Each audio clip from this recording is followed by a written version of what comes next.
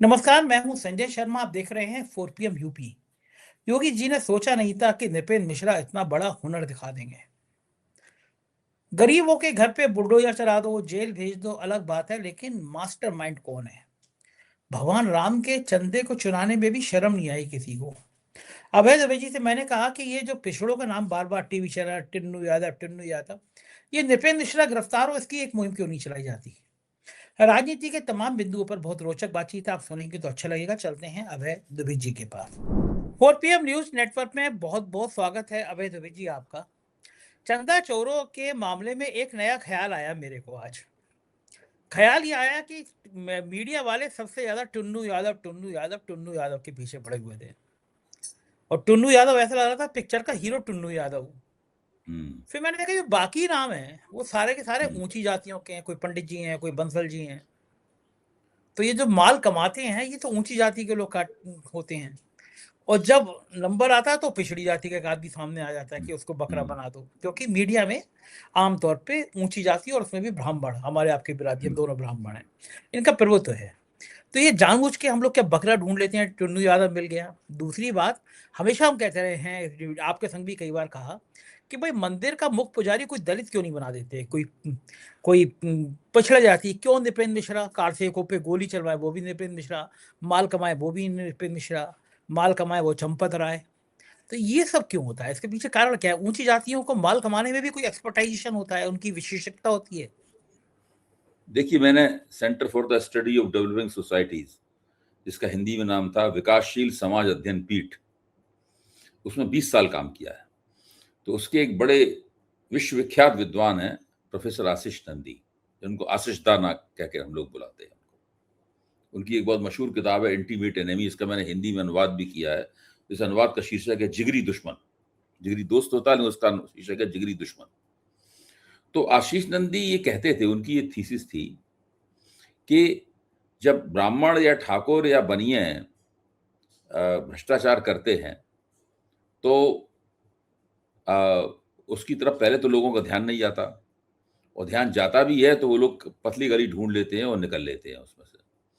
लेकिन जब कमजोर जातियों के लोग भ्रष्टाचार करते हैं, जैसे कि दलित, जाटव या यादव, ये लोग करते हैं भ्रष्टाचार, तो वो भ्रष्टाचार इतनी खूबी के साथ नहीं कर पाते और बेचारे पकड़ जाते हैं। मतलब उनकी भ्रष्टाचार करने में वो कुशलता नहीं होती जो ऊंची जातियों के लोगों को भ्रष्टाचार में होती है। वो पकड़ जाते हैं और फिर उनको बड़ी बहुत बुरी तरह घसीटा जाता है, बड़ी बदनामी होती है उनकी, और उनको बड़ी लंबी लंबी सजाएं होती हैं। उन्होंने उसका उदाहरण दिया कि जब शिबू सोरेन और झारखंड मुक्ति मोर्चा को रिश्वत दी गई बहुत बड़े पैमाने पर, और वो उस रिश्वत को जो एक बहुत बड़े बड़े ब्रीफ केसेस में नकदी बंद थी, और वो उन्हें पता ही नहीं था उन आदिवासी सांसदों को, वो उस नकदी को सीधे लेकर उसको ब्रीफ केस को उठाए, उस बड़े बड़े सूटकेस को उठाए हुए बैंक पहुंच गए, और उन्होंने सीधे जाके उसको बैंक में जमा करने की कोशिश की उस नकदी को। उस चक्कर में सब पकड़ गए। बहुत मशहूर घटना है ये, आपको ध्यान होगा। तो उसमें पकड़ गए सब। तो तभी उन्होंने ये थीसिस बनाई थी कि ये जो कमजोर जातियों के आदिवासी, दलित, ओबीसी, ये सब लोग जो होते हैं तो इनको भ्रष्टाचार करना नहीं आता है, और ये दरअसल इनको चूंकि सत्ता से नजदीकी हासिल हो गई है तो भ्रष्टाचार करने के मौके मिल गए हैं, लेकिन ये वो कुशलता भ्रष्टाचार में नहीं प्राप्त कर पाते जो ब्राह्मणों, ठाकुरों और बनियों को प्राप्त होती है, और कायस्थों को प्राप्त होती है, भूमिहारों को प्राप्त होती है। लेकिन राम मंदिर का मसला इससे कुछ अलग है। वो आशीष दा की थीसिस का अंग नहीं हो सकता।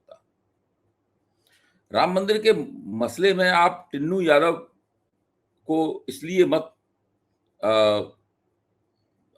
बरी कीजिए सारे आरोपों से क्योंकि उनके नाम के साथ यादव लिखा हुआ है उसके नाम के साथ, क्योंकि उस 8 लोगों के ग्रुप में बाकी लोग तो ब्राह्मण हैं।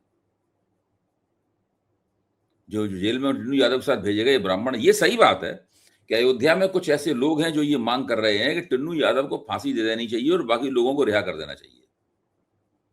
इस तरह की बात भी हो रही है। तो कुछ ना कुछ तो इसमें वो पहलू भी है, लेकिन मेरे ख्याल से ये बात पुरानी हो गई है। अब कुछ ये राम मंदिर वाले मसले में जो हो रहा है वो बिल्कुल नए किस्म की चीज है। इसको समझना बहुत जरूरी है, वो नयापन क्या है। वो नयापन ये है कि इन 8 लोगों के दरवाजे पर ठीकरा फोड़ दो, इनको जेल में डालो और जितना ज्यादा इनके ऊपर छापे मारे जाएं, इनके घरों पे बुलडोजर चलाए जाएं, पूरा सीन क्रिएट किया जाए कि हम लोग देखिए सरकार जो है वो करप्शन के खिलाफ कितना जबरदस्त एक्शन ले रही है। और फिर जो गोदी मीडिया के एंकर और एंकरनियां हैं वो सबको दिखाएं कि देखिए सरकार कितना जबरदस्त एक्शन ले रही है। ये तो हुआ इनको दिखाकर ये साबित करना कि सरकार बिल्कुल सक्रिय है, सरकार भ्रष्टाचार के खिलाफ जीरो टॉलरेंस की नीति पर चलती है। दूसरी तरफ लोगों के मन में एक शक भी है कि छुटभइयों को आपने फंसा दिया है। तो शक को दूर करने के लिए जो छुटभइयों से थोड़े ऊपर के हैं, यानी चंपत राय, अनिल मिश्रा और गोपाल राव, इनके दरवाजे पर ठीकरा फोड़ दिया जाए। जब कभी जो असली जिम्मेदार हैं घोटाले के, उनको पता लगेगा कि टुन्नू यादव वगैरह और ये सब जो लोग हैं जिनके नाम के साथ मिश्रा और शुक्ला भी लिखा हुआ है, उन सबको बंद कर देने से भी काम नहीं चलेगा और उस मसले पे मिट्टी नहीं डाली जा पाएगी। तब नंबर ये आएगा, तब एक बार चंपत राय, अनिल मिश्रा और गोपाल राव को भी गिरफ्तार करके दिखा दिया जाएगा। मतलब ये बिल्कुल सुरक्षित रखे हुए हैं कि जब इनसे नहीं काम चलेगा तो इनको पकड़ के बता देंगे कि हमने देखिए करप्शन के खिलाफ कितनी जबरदस्त कार्रवाई की। असली मसला है पब्लिक ओपिनियन का, जनता क्या सोच रही है उसको तसल्ली देना है कि सरकार बड़ी जबरदस्त कार्रवाई कर रही है। आज दत्तात्रेय होसबोले ने इतने दिन बाद एक वक्तव्य जारी किया है जिसमें उन्होंने कहा है कि भाई राम भक्त जो है वो बहुत दुखी हैं, उनका हृदय विदीर्ण हो गया है, उनको कुछ करना चाहिए और बिल्कुल कड़ी सजा मिलनी चाहिए इन लोगों को। तो पहली कतार में ये लोग हैं 8 लोग जिनको फंसाया गया है। दूसरी कतार में नंबर आएगा इन तीनों का, क्योंकि देखिए टीवी पे दोनों काम हो रहे हैं। टीवी पे जो फंसाए गए लोग हैं उनके ऊपर भी हथौड़े चल रहे हैं, लेकिन साथ में चंपत राय एंड कंपनी में 2 लोग और जोड़ लीजिए आप, गोपाल राव और अनिल मिश्रा, इन दोनों का भी नाम लगातार आ रहा है ताकि लोग अगर और ज्यादा बड़ी कुर्बानी चाहें तो इन तीनों की कुर्बानी दे दी जाए। जब तक इन 8 लोगों की कुर्बानी नहीं दी जाएगी और जरूरत पड़ी तो इन तीनों की कुर्बानी नहीं दी जाएगी, तब तक उन लोगों को नहीं बचाया जा सकता जिनके घरों में 2021 से, जिनके खजानों में 2021 से ही लगातार अयोध्या में श्रद्धालुओं का और राम जन्मभूमि के समर्थकों का दिया हुआ माल साइफन नहीं हो जाएगा। साइफन किसको कहते हैं? जब मैं 7वें 8वें में पढ़ता तो मैंने फिजिक्स में साइफन की थ्योरी पढ़ी थी। अगर एक बर्तन में पानी का तल ऊंचा है और दूसरे बर्तन में पानी का तल नीचा है, तो साइफन का मतलब यह है कि ऊंचे तल का जो बर्तन है उससे नली उसमें डाल दी जाएगी तो पानी उधर से उधर चला जाएगा और दोनों का तल बराबर हो जाएगा। इसको कहते हैं साइफन आउट करना। ये बिजनेस में भी काम काफी चलता है कि भाई उन्होंने कंपनी से माल साइफन आउट करके अपने अकाउंट में डाल दिया, या एक कंपनी से साइफन आउट करके माल दूसरी कंपनी में ले गए। यहां 2021 से ही सारा माल साइफन आउट हो रहा है, चाहे जमीनों के घोटाले का सवाल हो या जो सप्लाई की जाने वाली सामग्री है उसमें 40% कमीशन का सवाल हो, चाहे चढ़ावे को उड़ाए जाने का सवाल हो, हर जगह माल को साइफन आउट किया जा रहा है। साइफन आउट करके माल कहां जा रहा है? वो कौन सी तिलिस्मी गुफा है जिसके अंदर माल रखा जा रहा है? उस पर किनका पैरा है? वो 40 चोर कौन है? केवल उन्हें ही पता है कि खुल जा सिमसिम से गुफा का दरवाजा खुलता है। ये है असली सवाल। अबे जी आपने कहा कि जो ऊंची जाति के लोग होते हैं बड़े हुनरमंद होते हैं भ्रष्टाचार करने में, तो भारतीय जनता पार्टी कहती है कि वो पिछड़ों की और दलितों की बड़ी हितैषी है, बड़ा संरक्षण देती है। तो नृपेंद्र मिश्रा एक केंद्र क्यों नहीं खोल लेते कि आओ भ्रष्टाचार सिखाते हैं, आओ चंदा चोरी सिखाते हैं? तो अगर ऐसा केंद्र खुले तो बाकी उसमें कुछ क्लासेज हों कि जो संघ के पिछड़ी जाति के अगर कुछ प्रचारक हैं तो उसमें वो नृपेंद्र मिश्रा से, चंपत राय से दीक्षा लें। इतना कलेजा भी तो चाहिए भगवान राम के मंदिर की देखिए ये चंदा सब चढ़ाने। लोग प्यादे हैं, मैं ये मानता हूं, ये सब लोग प्यादे हैं। नृपेंद्र मिश्रा एक बड़े प्यादे हैं, चंपत राय भी एक बड़े प्यादे हैं, उनसे छोटे प्यादे अनिल मिश्रा और गोपाल राव हैं, और ये और भी छोटे छोटे प्यादे हैं, ये 8 लोग, ये सब प्यादे हैं। असली किंग पिन जो है ना वो कहीं और बैठा हुआ है। इस पूरे अच्छा मसले ये का भी चैलेंज तो वही है, उस कहाँ किंग बैठा पिन को है? छुपाने के लिए ही इन सब लोगों के खिलाफ कार्रवाई हो रही है। कहाँ बैठा है, कर्नाटक में या गुजरात में? कर्नाटक में हो सकते हैं, वो गुजरात में हो सकते हैं, वो नागपुर में हो सकते हैं, वो झंडेवालान में हो सकते हैं, वो राउज एवेन्यू यानी दीनदयाल उपाध्याय मार्ग पे हो सकते हैं, वो कहीं भी हो सकते हैं। कहीं ना कहीं वो तिलिस्मी गुफा है जो चंद्रकांता संतति के उपन्यासों में पाई जाती थी, और सारा माल उसके अंदर जो है ना वो जमा हो रहा है।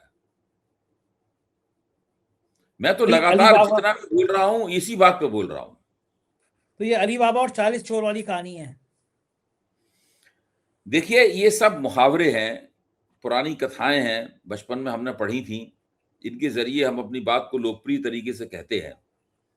लेकिन मेरा मानना यह है कि बहुत बड़े पैमाने पर इस देश में जो भ्रष्टाचार हो रहा है वो भ्रष्टाचार कुछ जादुई तरीके से बड़ी अच्छी किसी व्यवस्था के जरिए सब घूम फिरकर एक खास जगह पर जाता है, वहां पर ये सब चीजें जमा होती हैं।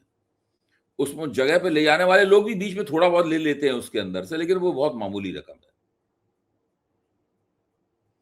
असली बात है वहां जाना, और ये इसलिए संभव हो पाया है कि मंदिरों की जो इकोनॉमी थी, जो टेम्पल इकोनॉमी है, उसको राष्ट्रीय स्वयंसेवक संघ ने बिल्कुल बदल दिया है।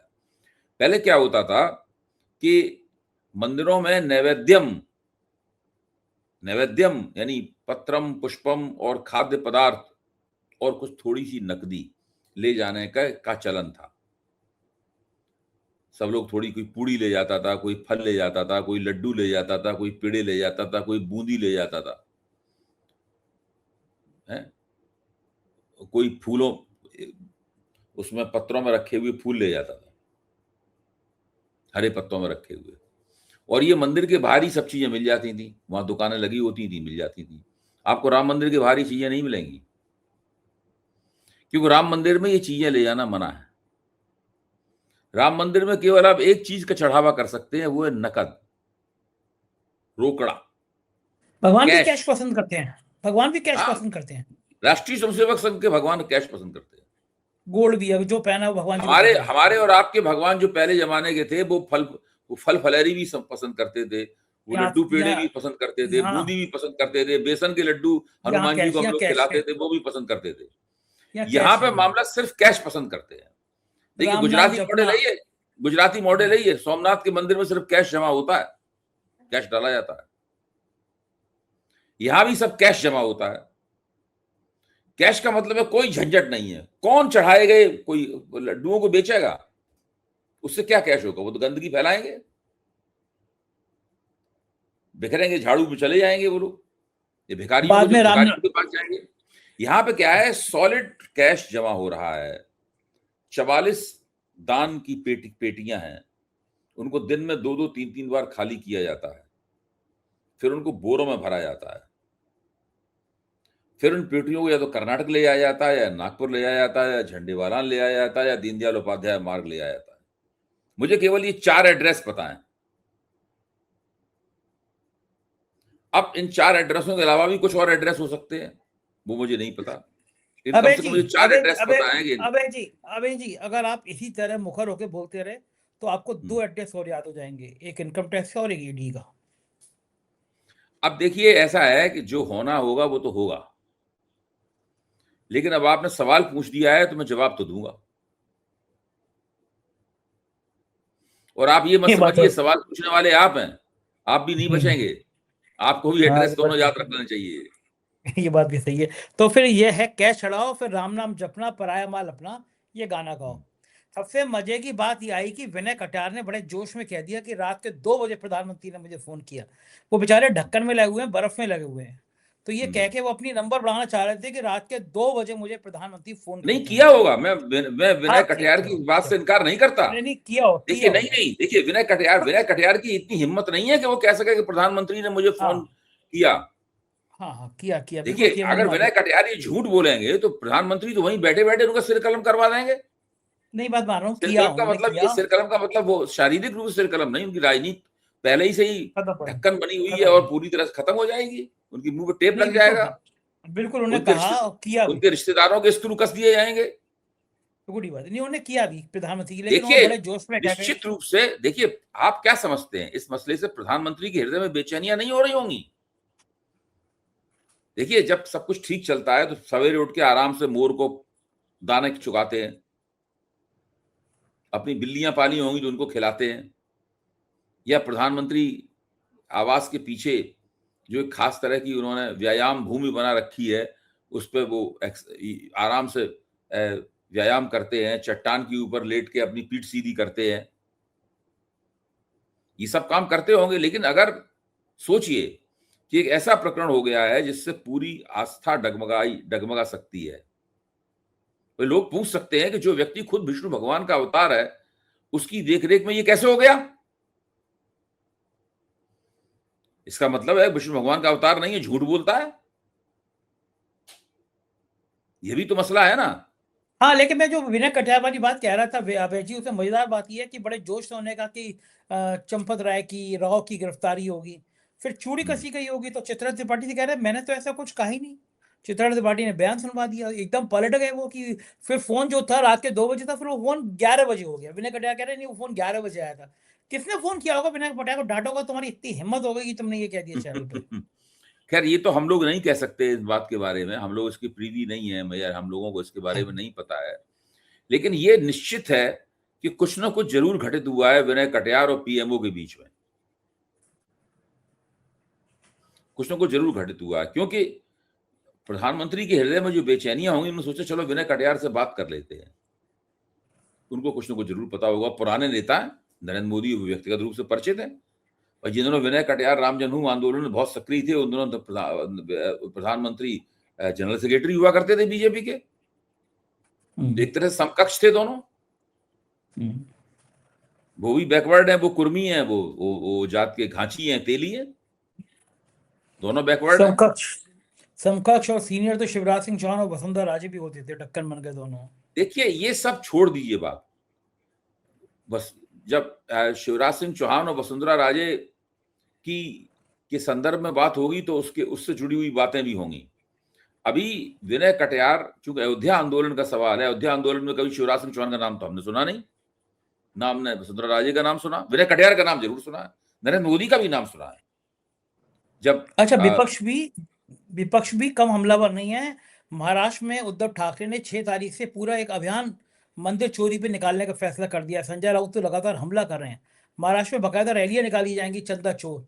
अगर ये नहीं आंदोलन नहीं ये पूरे सब, देश में नहीं ये सब तो होगा ही, इसीलिए तो अगर ये बेचैनी ना होती तो नरेंद्र मोदी एक पिटे पिटाई नेता जिसकी कोई औकात नहीं रह गई है, जिसकी कोई बात नहीं सुनता है, जिसकी मूछें सफेद हो चुकी हैं, उस विनय कटियार को फोन क्यों करते?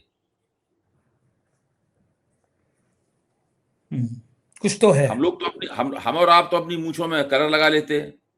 नहीं, मैं नहीं लगाता, मेरे ठीक है, ओरिजिनल ओ बढ़िया। आपकी मूछें स्वाभाविक रूप से काली हैं, आप धन्य हैं। हाँ, हाँ, एकदम, एकदम, हाँ एकदम, लेकिन एकदम। विनय कटियार की मूछें सफेद है।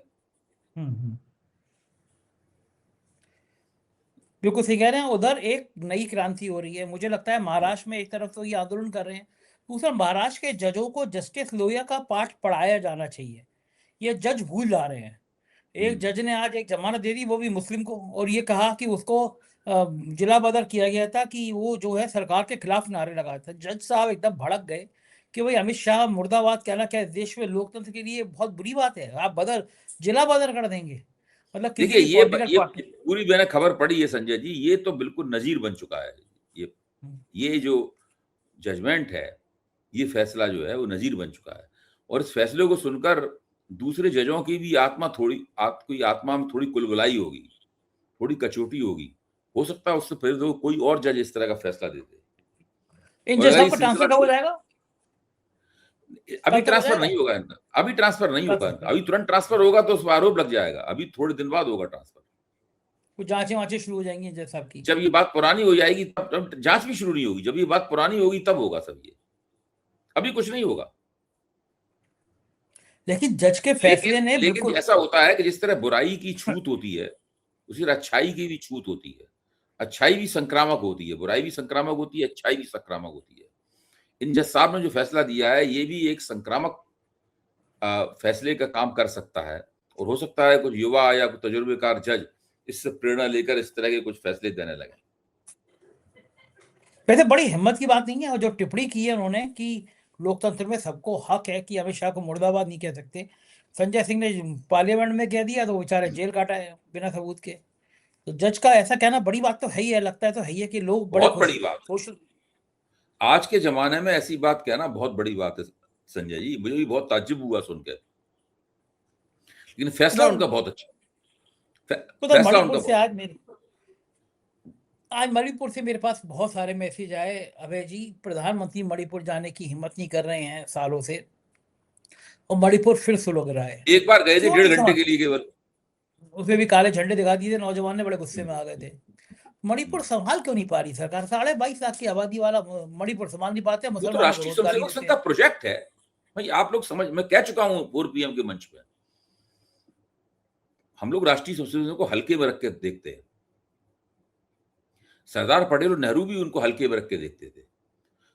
अगर उस वक्त सरदार पटेल और नेहरू ने हल्के में रख के देखा नहीं होता तो उसी वक्त राष्ट्रीय स्वयंसेवक संघ को ठिकाना लगा दिया गया होता, गांधी जी की हत्या के बाद।